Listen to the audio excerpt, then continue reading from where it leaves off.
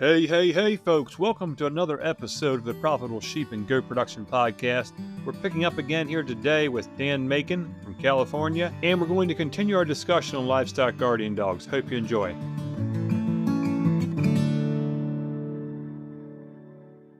We're just assuming this producer is buying a puppy. That puppy's probably at least 8 weeks old. The first 8 weeks, how important is that? That's where I was going to start. Great segue. I think when you're looking at a puppy, you want to at least see video of how that puppy was raised from the time it was whelped to the time you're picking it up. I want a pup that before its eyes open could smell livestock and hear livestock around it. I want a pup that is not that for whom that's just part of their world, even before their eyes are open. Exactly. And I want to talk to the person I'm getting the pup from about how they raise their sheep, how they raise their dogs, kind of what those parents have experienced in their lifetime and kind of how they've worked. I really want to see that both parents are from working genetics and at least have some familiarity with kind of the system that the producer has used. Are they using electronet fencing, or is it all hardwire? Are they open range dogs? Kind of what environment are those dogs working in? I like to get a pup at 8 to 10 weeks. I don't like to wait much longer than that. And if you think about kind of how we socialize pet dogs, when we get a pup at 8 weeks, our first task is to get that dog socialized, get that dog used to being around people. If we have kids, get him used to the kids, get him kind of connected to his environment. Mm-hmm. And the literature that I've looked at suggests that that's a point in the dog's physiological development where their brain is forming connections externally. That's when their brain is really rapidly developing and they're forming all these social bonds in their environment during that period of brain growth. So if we take that understanding and apply it to our situation with guard dogs, what we want those puppies to do is to form bonds with the animals they're going to be with the rest of their lives.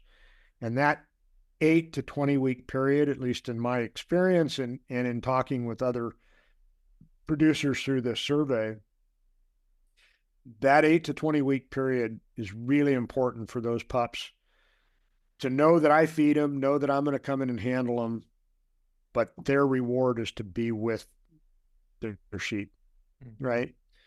And so one of the things that we've done and talking with, there's a great program at Texas A&M looking at guard dogs too, setting up a system where that dog can't get hurt, can't hurt stock, and can't get away from stock is really critical in that 8 to 20 week period.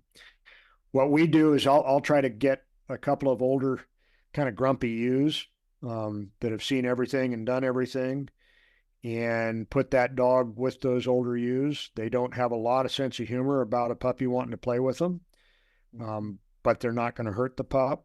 And that dog just kind of learns that these critters around me are part of my pack. They're what I'm forming my bond with.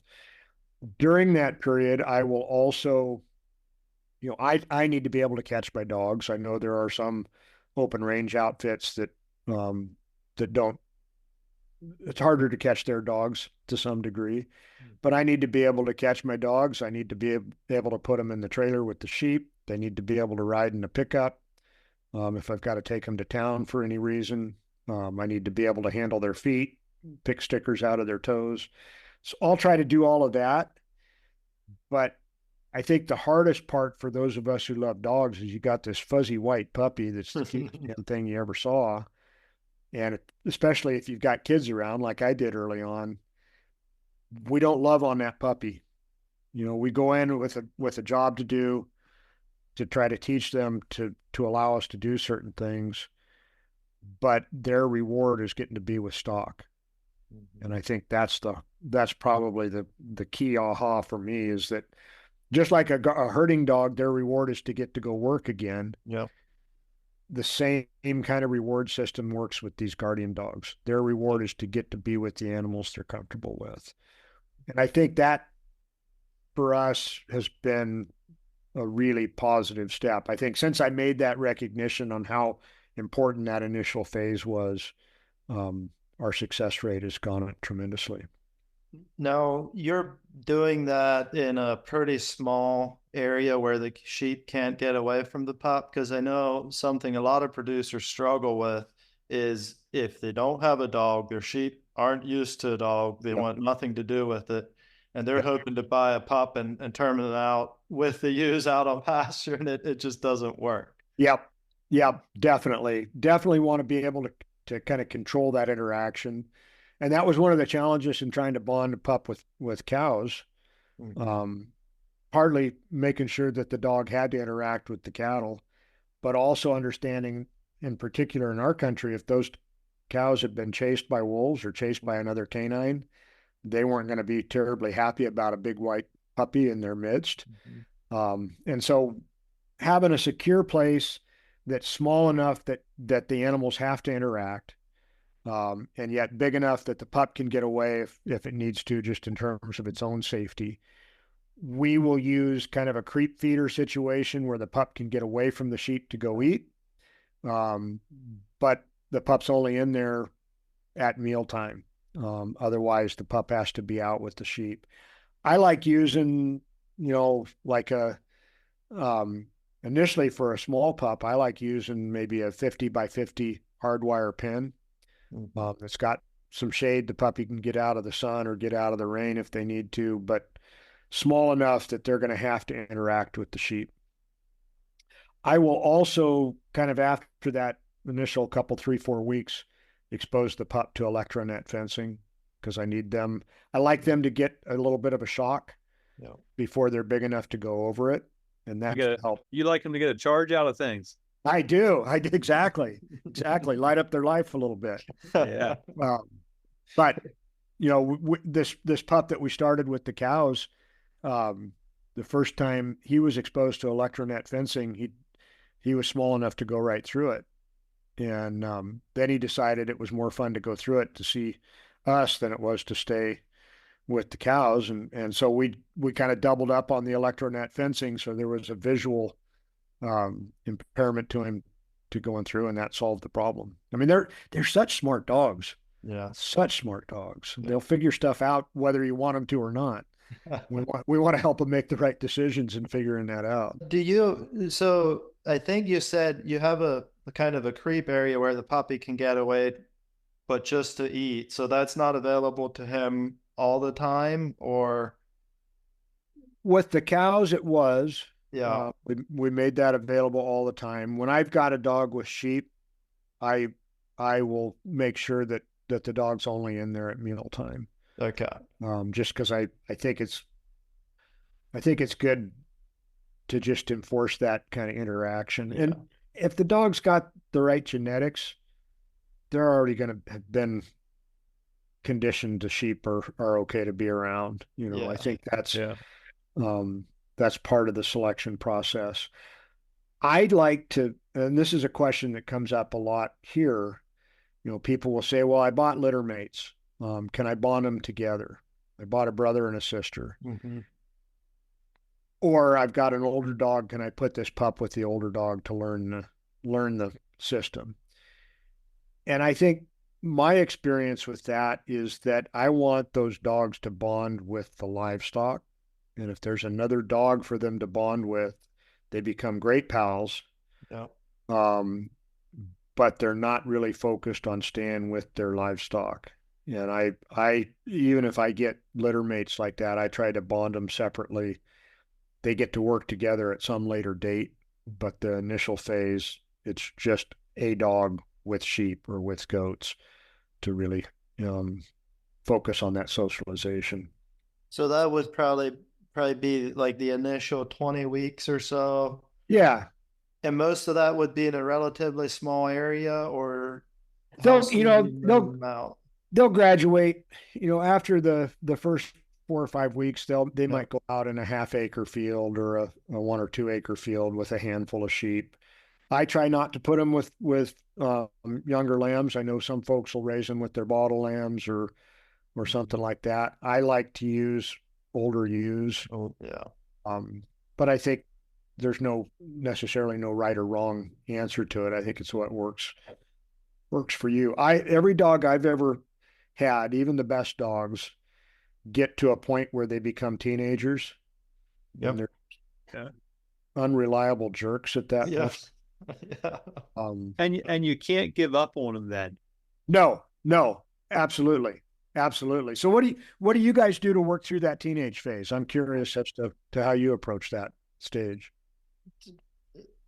I don't have it all figured out. Depends what you're dealing with. I mean, if I have a dog that's in that teenager stage that's just gonna get out and roam and go wherever he wants to, I'm gonna chain him up with the sheep in the pen with the sheep for a while till he gets over that. So yeah, I know, just whatever the issue is, you try to address it. And then once they're beyond that teenager stage, which I would say is not till they're probably almost a year and a half old. Would you agree with that? Yep. Once they're beyond that, that's where we really start making the assessment: is this dog gonna work or not? Yeah. Now, if he's a total just doesn't want to do anything with the sheep, wants to roam, those are bad signs right off the start. But if early on I saw the potential, we give them a little bit of grace during that teenage stage, but you also don't want them to pick up a lot of bad habits. So yeah, yeah, I think that's the key, right? Is to try to make the right thing easy and the wrong thing difficult for them. And so we'll use a drag. I've either chained them or I'll use a drag where they can't move quite as fast. If they're chasing sheep to play with them, we'll use a dangle stick where they've got a board hanging right about between their knees and ankles on their front legs, and just kind of makes it awkward to run. I've seen yokes where if they're kind of going through coyote holes in your fence or something, that it'll help them understand that's not an easy thing to do. The other thing that I've done with some really good success, I've had several dogs that thought playing with the sheep at that stage would be really fun, and usually doesn't end well for the sheep. And so I like grumpy old ewes. Grumpy rams are excellent dog trainers. Mm-hmm. And at that point, the dog's big enough that the ram's not going to hurt him. Yeah. But it should put the fear of God in him if they come after him. And that reinforcement has really been helpful. Yeah. Yeah. So back to this bad habit thing. Breaking a rhythm, to me, has been a huge. Animals and people are creatures of habit. And if you can break that cycle, if the dog is getting out and roaming, put the thing in an electronet, something, because they run a cycle. And if you can reset it, then turn them back out to pasture, I found that it works very, very well. Yeah. Even if I have a dog that's 2-3 years old where it found a hole or found some way, a gate that it can dig under where there's no electric wire there. Yep. If I can break the rhythm, put in an electronet somewhere with some rams somewhere in a small area where it can't get out. Yep. Because usually once they start finding that hole, they're gonna have their patrol run they do. Yep. Every night or something. Yep. I think that's a really good way to put it. You're breaking the rhythm and kind of changing the routine up a little bit. I think one of the other things that I have found, and it sounds subtle, but there's a difference between correction and punishment when it comes to dogs. Punishment to me conveys some emotion, and it's not necessarily in the moment. I think probably you guys probably have never done this, but I have had the experience where a dog runs away and I get mad at the dog, and then he really doesn't want to come back to me. I've had these dogs that get out, and if I ignore them, they're like, oh, wait, you're ignoring me? Okay, I'll come back. And that's been a helpful realization on my part. But the idea of a correction, and I think this is true with herding dogs too. With a correction, we're saying that was a bad decision. Yeah. Try something different. And if you try something different, even if it's not exactly what I was looking for, I'm going to reward you. And one of the things I've thought about is how a female dog, how a mother dog corrects her puppies, right? I look at I've got a border collie puppy right now, and my older dog, if the puppy gets a little too rambunctious, will put that pup's mouth in her head in her mouth and growl. And the pup then decides, well, maybe I can go do something else for a while. You know, if we can do that in the moment, yeah, that's a correction. If we do it after the fact, it's punishment. It has no effect at all. Yeah. But I've had some good success where I can get to a dog that's maybe chewing on a sheet, and I can growl at the dog and grab the dog around the scruff of the neck and just pin it to the ground like its mom would do. That says, oh, maybe I should try something different here. Yeah. I'm not the only one that growls at my dogs. All the stuff that we hope nobody's watching us do, right? That's a very good point, though. I mean, that's something that I really learned in training herding dogs is a dog is thinking in the moment. Yep. You need to be thinking almost ahead of him. If you can realize what he's going to do before he does it, it's much easier. You just need a little bit of a correction and he picks it up right away. If you're 5 minutes after he does it, that's gone. He is ancient history. Yeah. Now you're just a grumpy old farmer and he doesn't know what's up with this guy, you know. So I think it's that correction in the moment, and then also what Liam was saying with breaking that rhythm, you know, if that's putting him in a pen with sheep, whatever you have to do, kind of making, or I guess the words you used was making it easy for them to do the right thing. The dog that wants to chase lambs, put them in with your big old rams, you know, let them get a taste of that. Yeah, I like that. That's really good. So what about? Go ahead. I was going to change the subject just a little bit. Just a last observation along those lines. Something that's happened, I think, 3 times in my more recent dogs, enough to make me think there's something to it.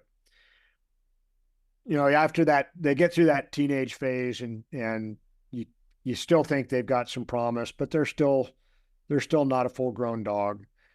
My final exam is always to put that young dog with an older dog at lambing time. Mm-hmm. And I've had this happen 3 times where the first lambing ewe that young dog comes upon, he's really curious, or she's really curious about it. And the old dog knows there's going to be afterbirth and chases the young dog off. Mm.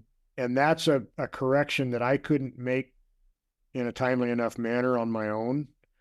But that older dog is enforcing the fact that you need to give those ewes a little bit of space while they're lambing, and you need to be respectful of them. And in each of those 3 cases, that was all it took. That young dog said, okay, now I get it. You're going to chase me off every time I get too close to somebody that's in labor like that. Mm-hmm. I'll sit back here and watch. And that's the point where I think it is helpful to have a more experienced dog. I don't think it would have been productive to have that young dog with an older dog through its entire bonding process. But kind of that last phase of, I need you to be trustworthy while the ewes are lambing, is something that an older dog seems to be able to teach. Yeah, that's a good segue. And go ahead, Matt. That's something a lot of people struggle with, is they get a dog that's doing really good for them, but then have issues at lambing time where it's a lot for a dog that is a predator. Yeah, right. You got all these tasty treats popping out of the ewes all of a sudden. It's yeah, exactly. But I was wondering, does that so if you're then at that time or at some point you're taking those ewes out on grazing, is it helpful there to have another dog along once you start actually moving out into bigger pastures? Or one thing I struggle with is our dogs are kind of bonded to our farm, which we do want. We don't want them to roam. And then they learn that pretty quickly. But then we also sometimes put ewes out on other people's farms and so forth. And then they're in a completely different environment, and we have had issues with that. Is that where an older dog can help a little bit? I think so. I think so. You know, in our operation, we'll kind of pay attention to the environment and the potential threat. If we're in an area where, especially at lambing time, where the topography and vegetation is such that, you know, we may be lambing in a 5 to 10 acre electronet fenced paddock. If it's all flat and open and the dog can see, one dog can cover that just fine. If it's brushy and, you know, along a creek or someplace where we're expecting to know predators to move, then we'll add more dog power in those situations. But I think an older dog that's kind of well bonded, knows that its job is to stay with the sheep, can help a younger dog understand that. Yeah. Too. On the other hand, an older dog that says, yeah, it doesn't apply anymore, can reinforce some bad habits too. Sure. Yeah. So the having another dog is helpful. We just don't want to introduce them to another dog at that early bonding stage. Right. Yeah, kind of what I'm taking from that. And others may have other experiences there. That has been what has worked for us, and what most of the people we've surveyed in this bonding process have confirmed. That makes a lot of sense to me. That early bonding process should just be that pup and sheep. Yep. Yeah. Yep. Yeah. So back to that subject of young pups at lambing time. What do you do if you have a pup or 6, 8, 10, 12-month-old dog that wants to eat lambs? I still have a dog here that she can't be with sheep every lambing time. Once the lambs are a week old, she's fine. I've talked to other folks that have had that. I've had that myself. I think there's a couple of ways I look at that. One is, any outfit of any size has a herding dog that's good in the corrals and a herding dog that's good in a big gather, right? Yeah. Sometimes it's the same dog, but sometimes you take a different dog for the job depending on what you're going to do. Mm-hmm. And I think part of managing guardian dogs is to understand that too. You know, maybe that dog that's not trustworthy with week-old lambs needs to be with the ram battery until everything's on the ground. Mm-hmm. That's pretty much what we do with that dog. Yeah. And I mean that she's still serving a purpose. Mm-hmm. She's a good dog, other than that narrow window in your production system, right? Yeah. And so I think looking at those dogs again, what can I do to help make this better for her, so she's not creating conflict and stress for me? Yeah. I've had other dogs that were, boy, they'd be right there helping lick the lambs off, almost trying to claim the lambs. I've had that too. Almost too far the other way. Yeah. Well, that can be an issue. Yep. That in itself can become an issue. That's actually where I think a lot of dogs start causing problems at lambing time, is that little lamb pops out and they claim it instead of letting the ewe claim it. So that do you guys find in those situations that as soon as you get into real heavy lambing, you know, you're 14 days in and man, there's just a flurry of lambs hitting the ground, that the dogs kind of say, whoa, I can't be everywhere. Does it kind of work itself out at that stage? How I've done that is, again, and this is in the barn, but I'll tie the dog. Yeah. So he can be in the pen, he can interact with ewes and their lambs, but he can't be going and you know, causing a problem, because the ewes can move away from them if they want. Yeah. That's Yeah. kind of how I've addressed it. I don't, yeah. But like you said, probably once there's a bunch of that happening, the dogs will definitely, you know, like you said, it can't be everywhere. But that could also, by then he could have formed some bad habits that I don't want. Right. Part of it's breaking that routine, right? Yeah. Yeah. Do you guys both lamb in a barn? Yeah. Yeah. Yeah. 95% of the time. We'll do, we yeah, do we'll do some some fall outside lambs, lamb. Yeah. maybe on pasture. Yeah. Yeah. Okay. I would both lamb our big lambing, I think, is January or February. Guess that's when your biggest one still is, or about then, Matt. Yeah. Yeah. But we lamb So that's 3 times a year. But Okay. Okay. yeah. So do you introduce that puppy, or maybe not the puppy, but that year-old, that teenager dog, do you introduce him to ewes that are lambing, or do you, and see how it goes? Or do you just strictly at that age, they're not going to be with the ewes when they're lambing? You know, it's more kind of what they're showing me behaviorally. If they're starting to settle into their job a little bit, don't see quite as much puppy behavior when they're by themselves. I will take a dog at maybe 15 months and put him with lambing ewes and an older dog.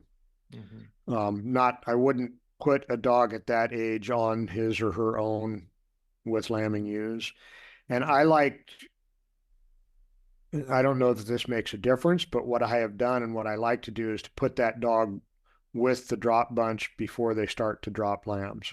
Yeah. Just so they get used to the dog gets used to the environment and to the sheep that it's with. And then once lambing starts, there's a greater kind of level of comfort, I think, on both the sheep's part and the dog's part, that they're where they're supposed to be. I will keep a pretty close eye on whether they're sun lambs, whether they're chasing lambs. But with an older dog, that problem seems to be greatly diminished. That older dog is kind of enforcing the standards that are expected of the young dog, in a way that I couldn't be there timely enough to do. Yeah, makes sense. Good question. Is there? So we talked about litter mates being together. You don't feel there's much of a benefit, or there's too many cons, more cons than pros, to having that young dog with an older dog earlier on? I do. You know, I haven't really tried it. Conceivably after that 20 weeks of age, when they're well bonded, you could do it. I still at that point want the dog to learn some trustworthiness with sheep. And so I want to be able, and that may be just, strictly part of the way we've always run our operation, because the sheep aren't on the home place. I can't see the dog if the dog's not home. Yeah. And so I've typically kept a dog from that 20-week period on up to 12, 13 months, where I can see him on a pretty regular basis and correct anything that needs to be corrected. I suppose an older dog could do the same thing. I guess for me, it would depend on the stage of production. If I had a bunch of dry ewes, no lambs with them, I might put a young dog with an older dog in that setting. I probably would not put a 6-month-old dog with lambing ewes or with pairs. Just lambs can be a good way to teach a dog to chase, I think. Yeah, definitely, especially a young pup. Yeah. So one of the biggest challenge we have with our farm here is we're always splitting our flock and moving ewes. Some stay in the barn, some go out on pastures, some might go on other farms at times. And that messes with the dogs. They like their flock. Yeah. And you split it. And like I said, we've kind of bonded our dogs to the farm somewhat too. I guess I'm just curious, do you have any advice in how do you go? So say you have a band of ewes out somewhere, you need a dog with them. The ewes have been used to a dog in the past. The dog is used to sheep. Can you just take that dog out there and put them in with that without? And my thing is, our fences don't hold dogs. I don't Right. expect them to. I expect them to hold sheep. Right. I Right. expect a dog to stay with his sheep, which works if he's bonded to them. Yep. Is that just an unrealistic expectation that I should be able to take my dog, put him in with any sheep, and it's going to work? And I know you're going to say it depends. So, sometimes it will. Oh, dang, you're on to me. You're on to me. Hey, I use that same answer a lot because, yeah, it does. No, I think that's a really good question, and I think that's part of. We talked a little bit early on about bonding to your system too, and so I think part of the system, if you're going to have to shuffle sheep around and move sheep to different properties, that's part of the system that you want the dog to be accustomed to as well. So I think some early exposure to some of that as they're bonded with the sheep, some early exposure to those other parts of what you need them to do is important. I think that early bonding process is really critical so that their desires to want to be with sheep is really helpful in that regard as well. I think also in that early bonding process, one of the things that we try to do, if I've got the ability to do it, is to mix up the sheep the dog's with. 8 to 12 weeks he's with one group of ewes, then I mix in another group, just so they've got to get used to being with a different group of sheep that act a little different, maybe smell a little different, all those types of things. I think that can help as well. I have a anecdote that I'm not sure what it tells us, but I think it's pretty funny. I had an old dog that I brought home because he was getting too old just to be out with the sheep. He was kind of stove up, a little bit arthritic. So he got to retire at the Flying Mule Farm retirement home for old dogs. And one morning I went out to feed and he was gone, nowhere to be found. So I drove all over looking for him, calling for him. Some friends called that live about a mile away and said, I think your dog's here. He gave our dog a break. Our dog's sleeping on the porch. Your dog's with our sheep. Is really pissed about us trying to come in and feed the sheep. He won't let us anywhere near the sheep. So somehow he knew there were sheep a mile away that needed protecting. My God, that was going to be his flock. Yeah. That's all a right. great question. I think that's kind of guard dog. That's advanced level guard dog management. One is figuring out how to help them adjust to those changes in environment and changes in sheep and all of that. And I've seen, again, different dogs. Some dogs just take to that very easily. Yeah. Some don't. Yeah. So I think that you touched on it a little bit earlier, that kind of that individual dog behavior. Some dogs are just going to be really good at one thing, and other dogs would just be really good at something else. So it's kind of like people, you can train them, you can teach them, but some are just naturally going to be better at some things. The dogs are the same way in my experience. How do you guys introduce naive sheep to your dogs? In a small pen, same as you would start a pup. Okay. In a relatively small area, and if it's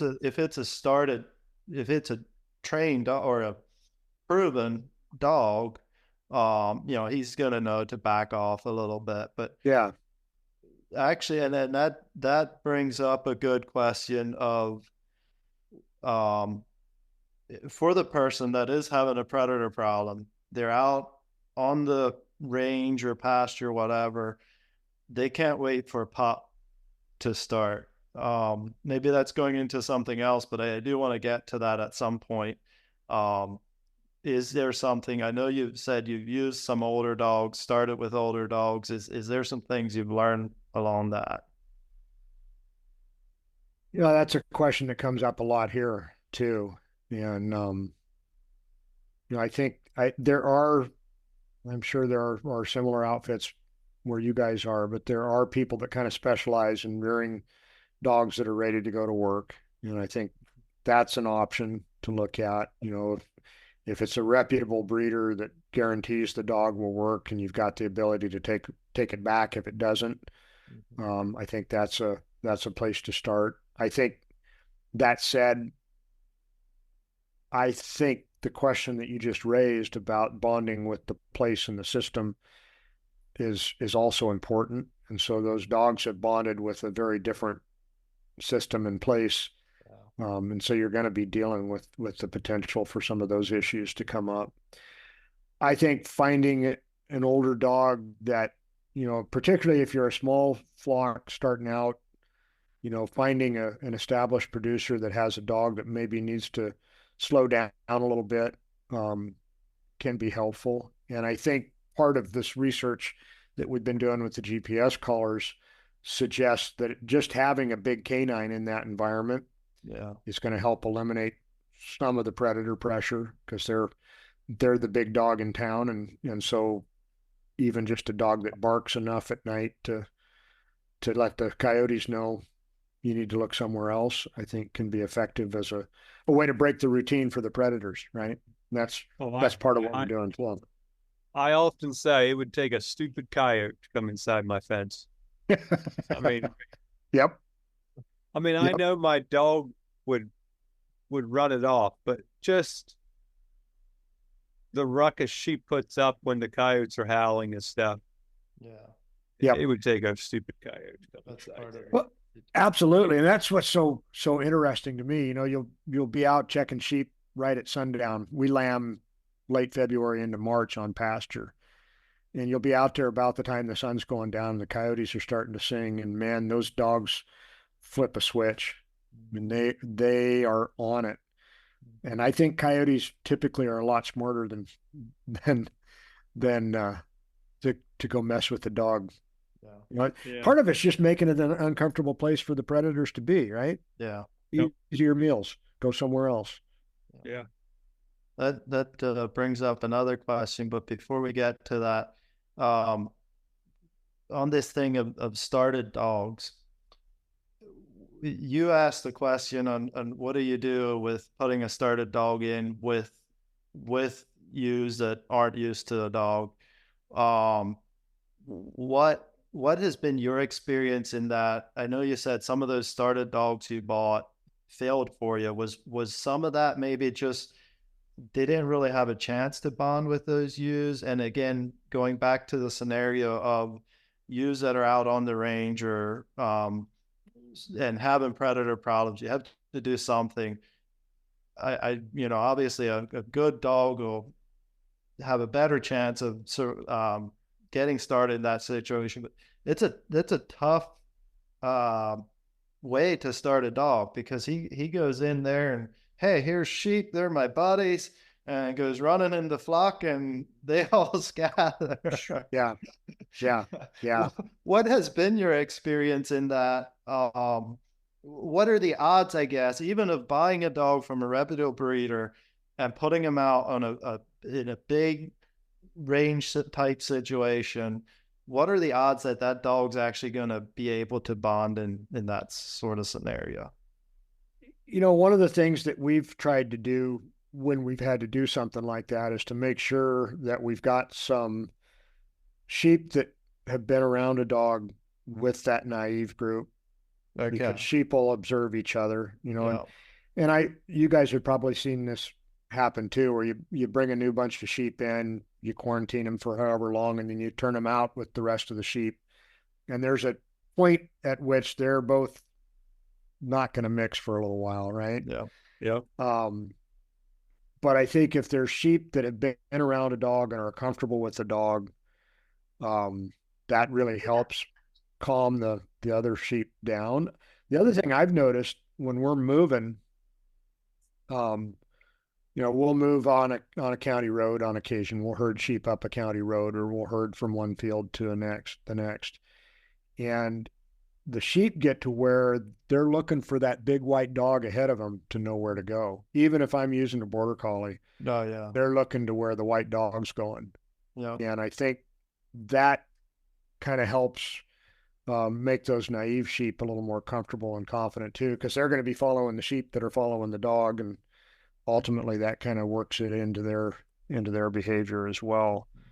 The other thing I'm just totally fascinated by, we run almost entirely an electronet, and the one dog that I've got right now, when we're getting to the end of that graze period where the feed's getting maybe a little bit short, I still think there's feed and I want the ewes to clean it up.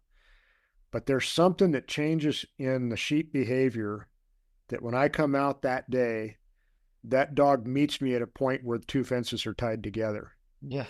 And if I don't feed him there, he'll go to the next section where the fences are tied together because he thinks it's time to move.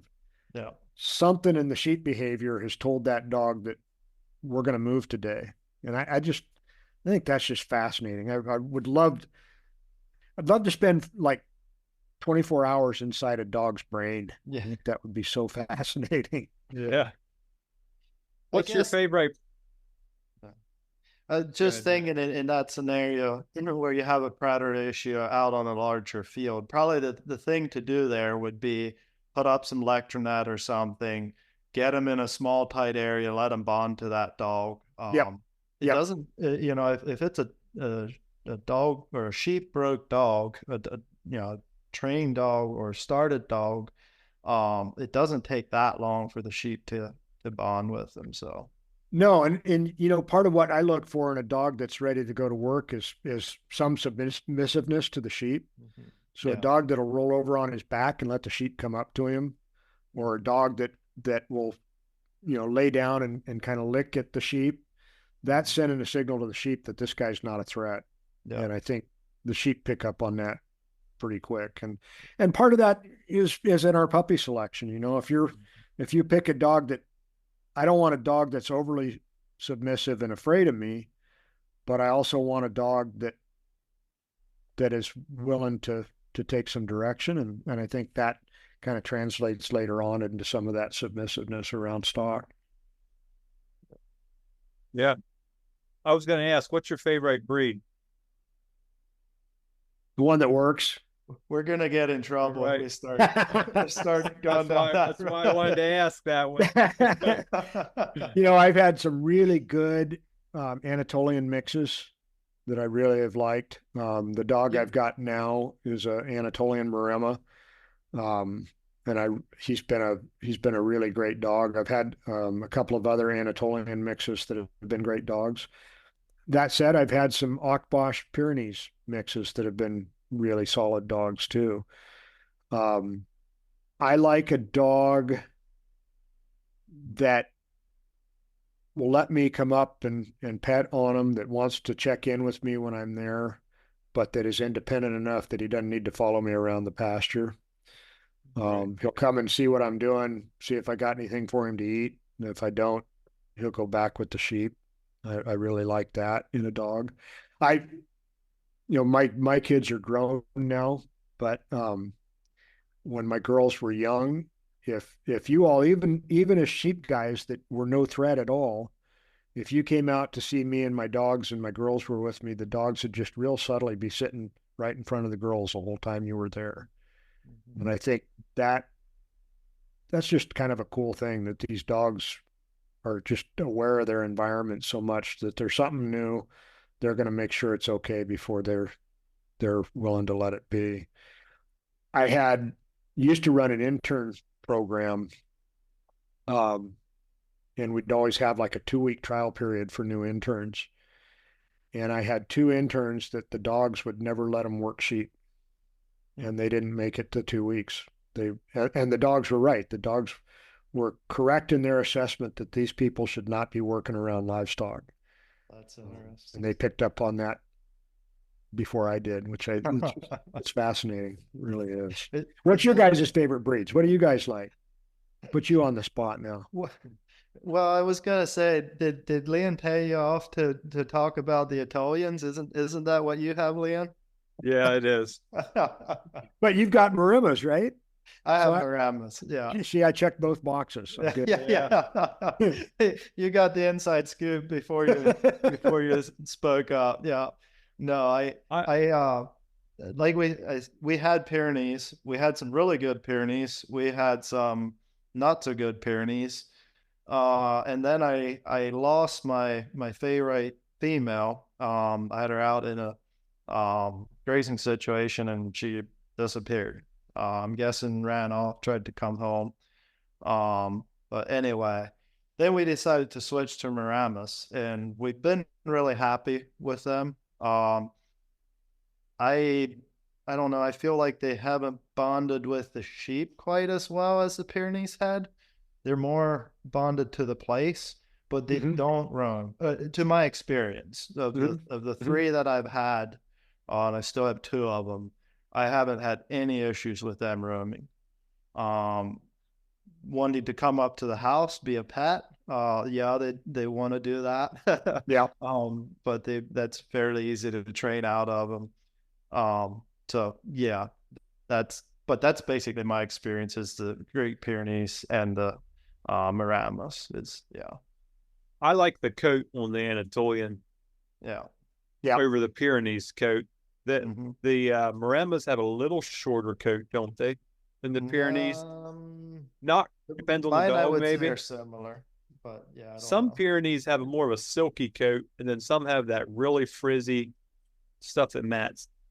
That doesn't work for me. Do you guys get foxtails in their feet in the summertime? Do you have any problems with stickers in their feet?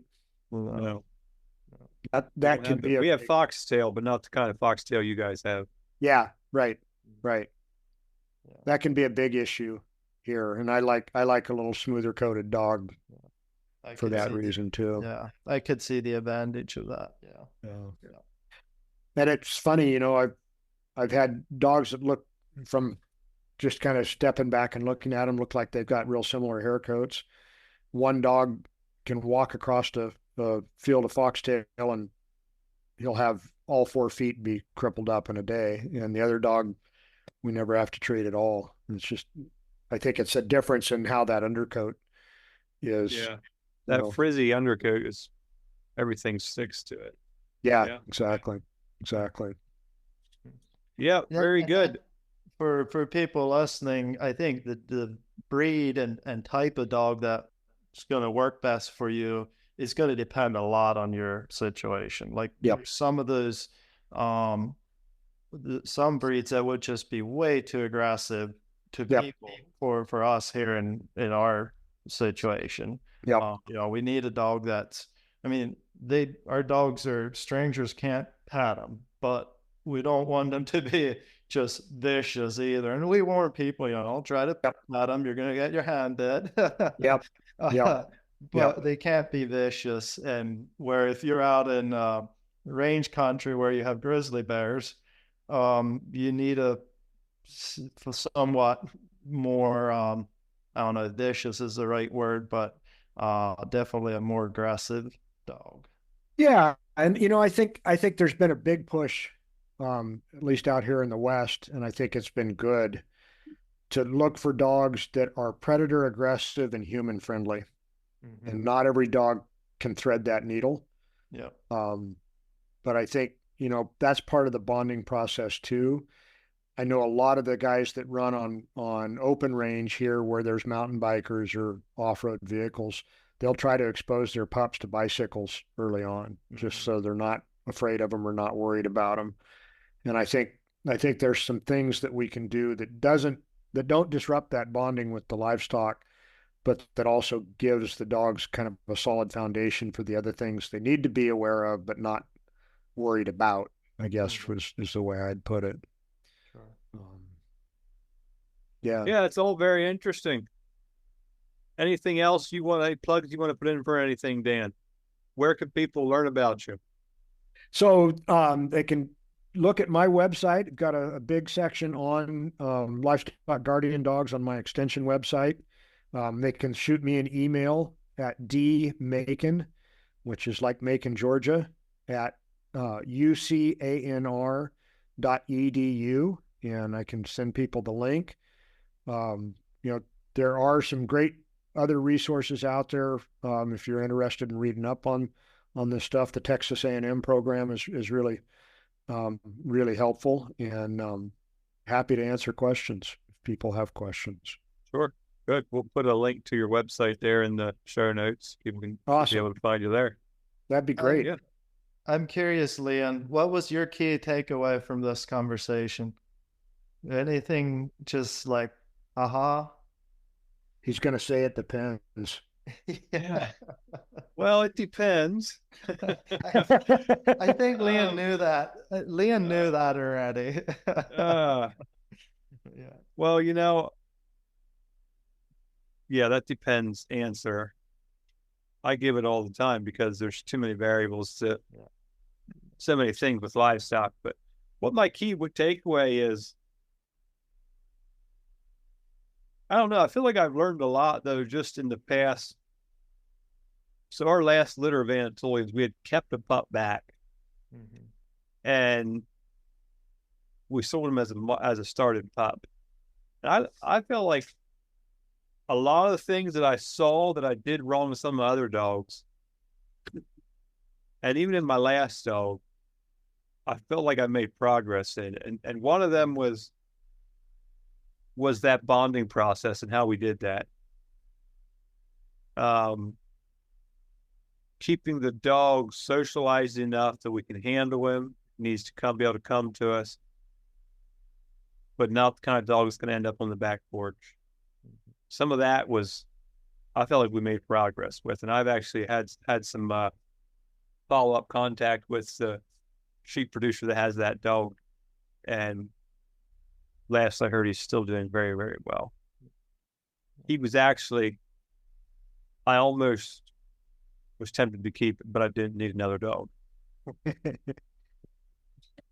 We're actually expecting a litter of Anatolians here in the next 3-4 weeks, probably, and we might start another one just to keep here on the farm. Cool. Yeah. So it'll be fun to try some of the tips that we talked about here. Yeah. So if you need a new guard dog, you know where to go. Exactly. I think my biggest takeaway was that bonding process too. Is that one-on-one for the initial bonding, because I've started litter mates together. I've done that quite a bit, but especially I think litter mates is the worst thing you could do. There's two puppies the same age, and all they want to do is play with each other. They can feed that chasing drive too much.